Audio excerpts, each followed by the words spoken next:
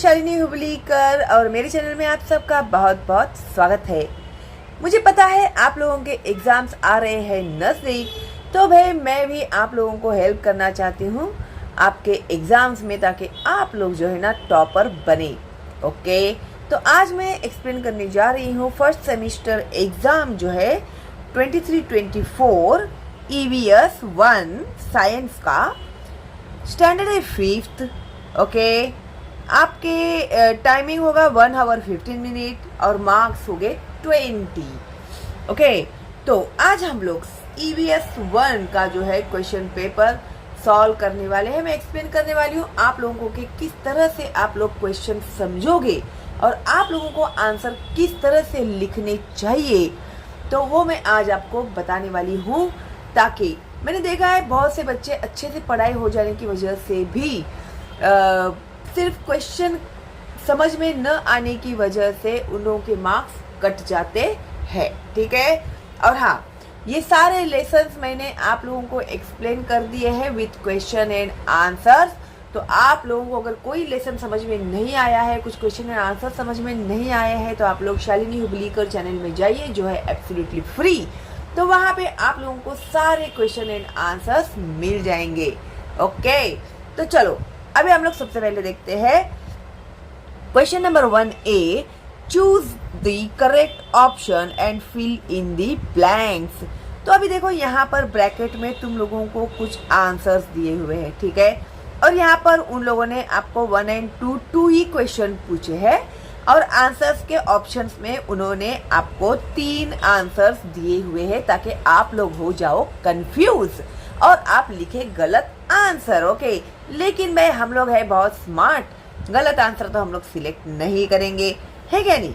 तो सबसे पहले क्वेश्चन समझना जरूरी है क्या नहीं हम लोगों को, तो ये सही आंसर चुन पाएंगे हम लोग। तो अभी देखो 1, our society works according to certain, क्या आएगा, रूल्स आएगा। अपनी जो सोसाइटी है वो कैसे काम करती है, कुछ रूल्स के साथ वो काम करती है, रूल्स कायदा कानून के साथ वो काम करती है। तो सोसाइटी कैसे चलती है, कुछ रूल्स एंड रेगुलेशंस के साथ सोसाइटी चलती है। ये लेसन मैंने एक्सप्लेन किया है, अगर आपको नहीं समझ में आया होगा तो प्लेलिस्ट में जाके देख लेना। ओके, उसके बाद है 2, a diet that provides all the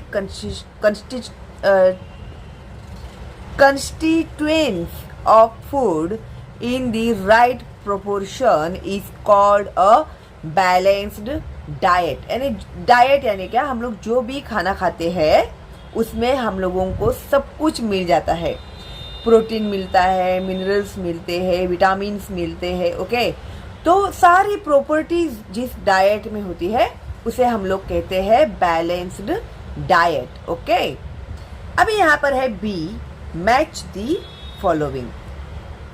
अभी देखो यहाँ पर तुम लोगों को इन्होंने मैच दी फॉलोइंग में ग्रुप्स दिए हैं, group A and group B। फिर उसके बाद तुम लोगों को सेंटर में आंसर लिखने के लिए कहा है। तो भी जिस हिसाब से इन्होंने ये आप लोगों को दिया है, आप लोगों को भी उसी तरह से बॉक्सेस बनाने होंगे। फिर उसके बाद आप लोगों को ग्रुप A लिखना है, सेंटर में आंसर करना है, फिर उसके बाद यहाँ पर ग्रुप B लिखना है। ठीक है, अभी ये ग्रुप B नहीं लिखोगे तो भी चलेगा, group A and direct answer लिखोगे तो भी चलेगा। इसमें क्या होगा, तुम लोगों का जो टाइम है वो बच जाएगा। ओके, अभी यहाँ पर 1 इन्होंने दिया है मायानी लेक। अभी जब मैंने लेसन आपको सिखाया हुआ था तो मायानी लेक जो है वो बर्ड्स जो है वहाँ पर जाते हैं, जब माइग्रेशन करते हैं तो वहाँ पर बर्ड्स जाते हैं मायानी लेक में। तो वो क्या है, तो वो है फ्लैमिंगोज। तो यहाँ पर लिखो तुम लोग फ्लैमिंगोज, अभी मैं पूरा नहीं लिखूंगी, तो फ्लैमिंगोज लिखना है यहाँ पे। ओके, उसके बाद है 2, grain stored in a damp place. Damp यानी जहाँ पर नमी होती है ना, ऐसे जगह पर अगर हम लोग अपना ग्रेन यानी अनाज रखेंगे तो क्या होगा, वहाँ पे गीलापन होने की वजह से क्या होगा, फंगस अटैक होगा, है ना।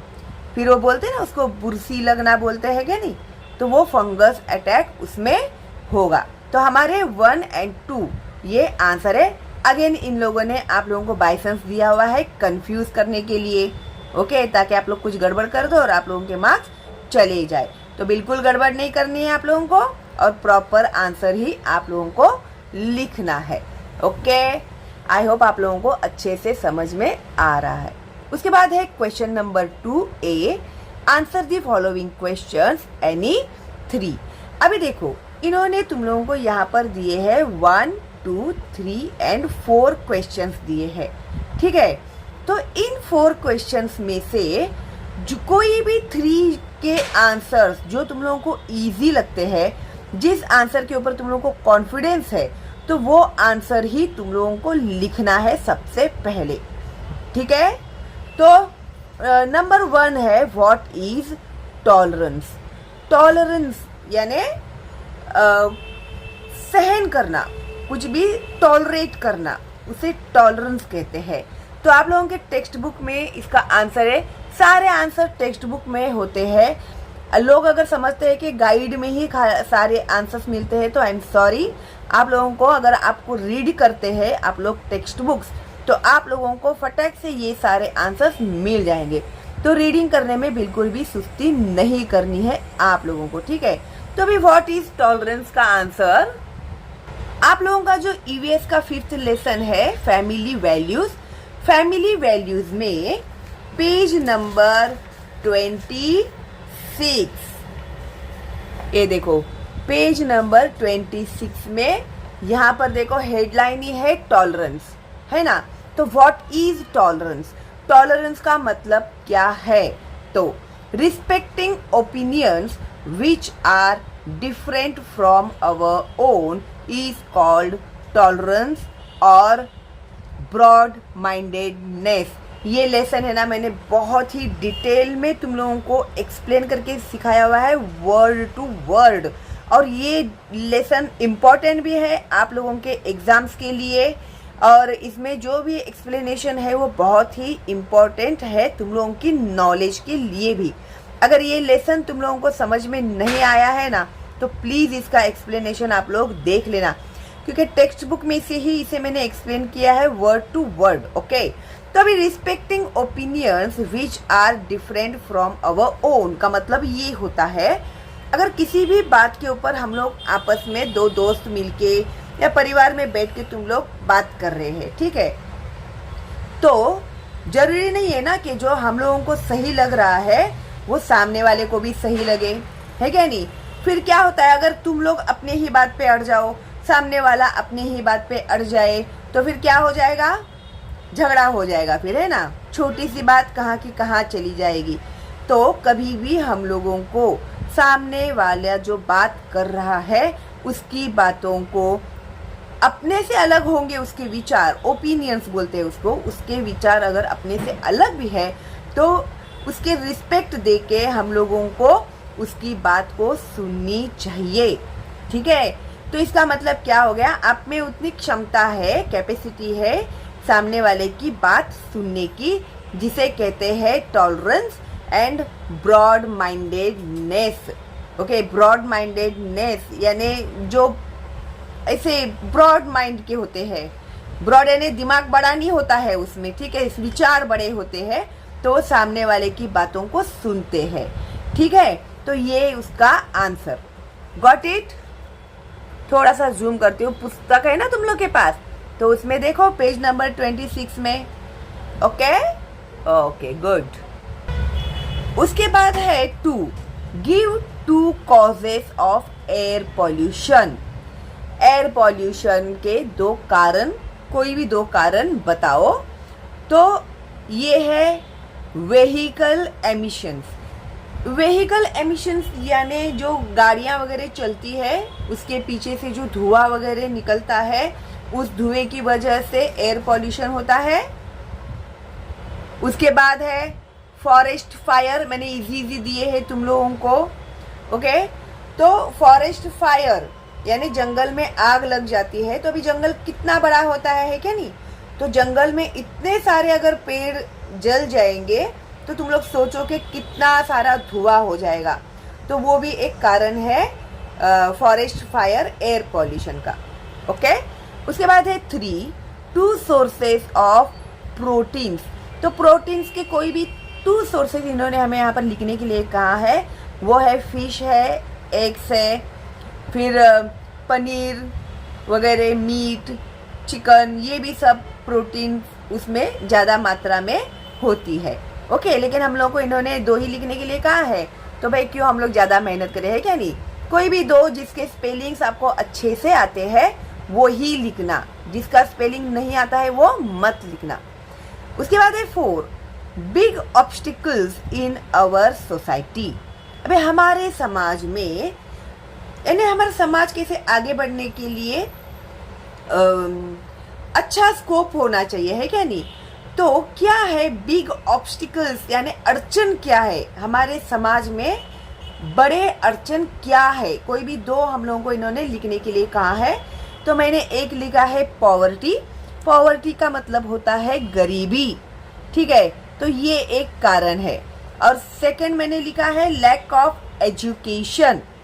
एजुकेशन जो है, पढ़ाई लिखाई, उसकी बहुत कमी है। हमारे जो गांव में, विलेज में लोग रहते हैं, वो लोग क्या करते हैं, एजुकेशन को ज़्यादा महत्व नहीं देते। आई थिंक अभी उन लोगों को भी एजुकेशन की वैल्यू पता चली है, वो भी अपने बच्चों को अभी पढ़ने के लिए भेज रहे हैं। इसमें एक और भी आप लोग ऐड कर सकते हैं, population, increasing population, increasing population, यानी लोक संख्या जो है वो बढ़ते जा रही है। ये भी एक बहुत बड़ा ऑब्स्टिकल है। लोक संख्या बढ़ने की वजह से अनाज कम पड़ता है, पानी कम करती है, रहने के लिए जगह कम पड़ती है ना। तो ये भी एक ऑब्स्टिकल है। ये मैंने आप लोगों को एडिशनल दिया हुआ है, तो जो आप लोगों को इसमें से इजी लगता है वो आप लिख सकते हैं। ओके, उसके बाद है यहाँ पर B, classify the following as natural और मैन मेड रिसोर्सेस। और ये है ना 100% आता ही है एग्जाम में आप लोगों को। ओके, तो ब्रैकेट में इन लोगों ने आप लोगों को 4 नाम दिए हुए। जरूरी नहीं है कि यही नाम आएंगे, कोई दूसरे भी नाम आ सकते हैं आप लोगों को, ठीक है। लेकिन नेचुरल रिसोर्सेज क्या होता है, जो कुदरती तौर से हम लोगों को मिलता है। ओके, और जो है मैन मेड, मैन मेड जिसे इंसानों ने बनाया हुआ है, ठीक है। तो हम लोगों को क्या करना है, दोनों डिवाइड करने हैं। पहले नेचुरल में हम लोग लिखते हैं सॉइल, मिट्टी, मिट्टी जो है वो कुदरती तौर पे हम लोग को मिलती है। और फिर है वाटर, वाटर भी हम लोगों को कुदरती तौर पर ही मिलती है। तो ये 2 क्या हो गए, नेचुरल। अभी मैन मेड, मैन मेड क्या है, टेबल, टेबल किसने बनाया, इंसान ने बनाया। और ये ब्रिक, ब्रिक यानी ईंटें जो होते हैं ना, इमारतें बनाने के लिए, घर बनाने के लिए यूज करते हैं, तो वो ईंटें किसने बनाई है, वो इंसान ने बनाई हुई है। ओके, तो ब्रिक। उसके बाद है सी, गिव रीजन एनी वन। तो यहाँ पर तुम लोगों को 2 दिए हैं उन्होंने, 2 में से तुम लोगों को जो अच्छे से आता है वही लिखना है, लेकिन नंबर बराबर से डालना तुम लोग, ठीक है। तो 1, the numbers of wild animals are falling day to day. अभी number of wild animals, wild animals यानी जो शेर होते हैं, शेर, लायन, ये जो होते हैं ये वाइल्ड एनिमल्स होते हैं। तो दिन ब दिन इनकी संख्या जो है वो कम होती जा रही है। तो गिव रीजन का मतलब होता है कारण बताओ, भाई क्यों कम होती जा रही है। तो उसका रीजन ये है कि due to climate change and global warming. अभी क्लाइमेट चेंज हो जाता है, वातावरण चेंज हो जाता है, और ग्लोबल वार्मिंग ये एक कारण है। जो उनकी जो बॉडी है ना वो एडजस्ट नहीं कर पाती है उस क्लाइमेट के साथ, तो उनकी मौत हो जाती है। अभी फॉर एग्जांपल देखो, हम लोग को बहुत ज़्यादा गर्मी लगती है तो हम लोग क्या करते हैं, एसी वीसी चला देते हैं, पंखे पिंखे चला देते हैं। लेकिन इन लोगों के पास कहाँ जंगल में एसी और पंखे मिलेंगे, है ना।